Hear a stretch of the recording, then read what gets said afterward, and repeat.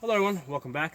Today's goal was to confirm that a 50-yard zero on an AK-47 will give you a second zero at 150 yards. Okay, so that was the goal.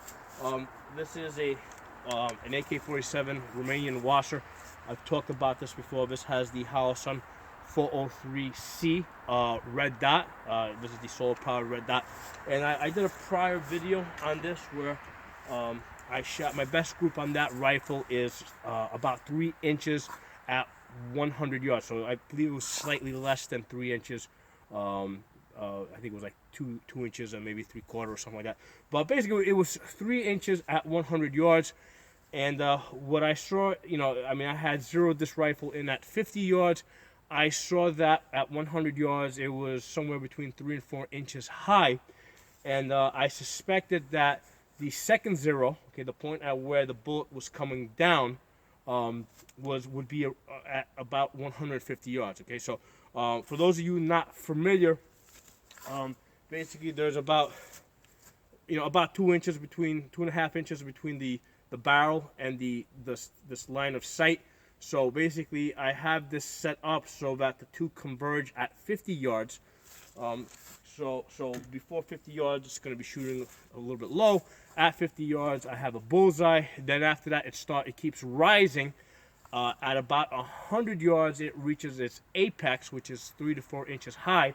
And then from that point, it starts descending. Okay, so I suspected that it would come back down into that line of sight at about 150 yards, and I was correct. This is one of the groups. I did this several times today.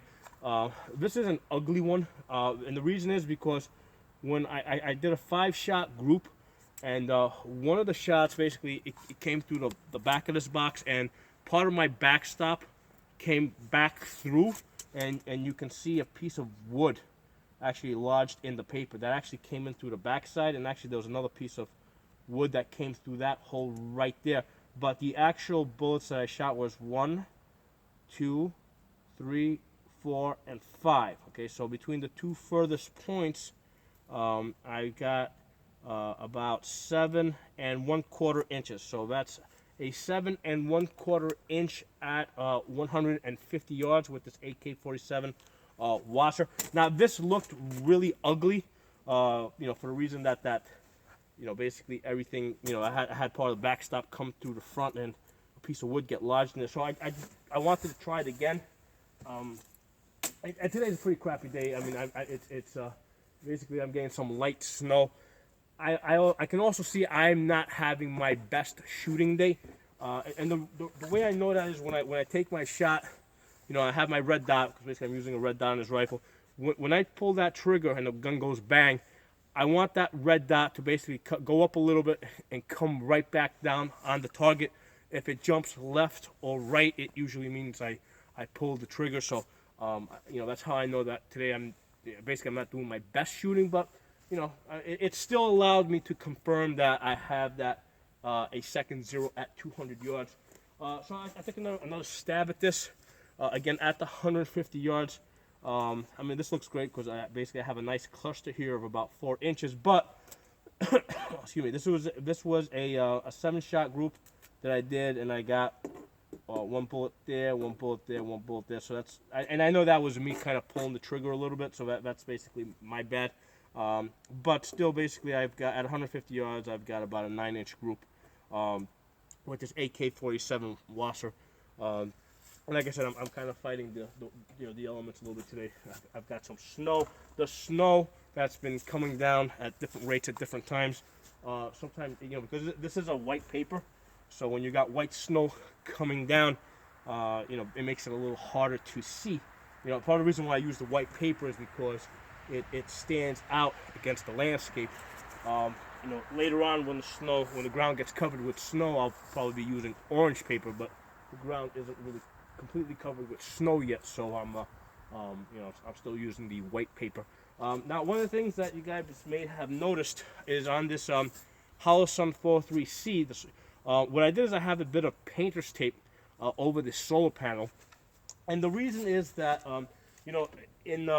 when you're in solar mode, the the red dot adjusts automatically, and it's really set up in auto mode so that on a bright day you can come up, find that red dot, and put it really quickly on your target. So the red dot is designed to be overwhelming so that you get that fast target acquisition.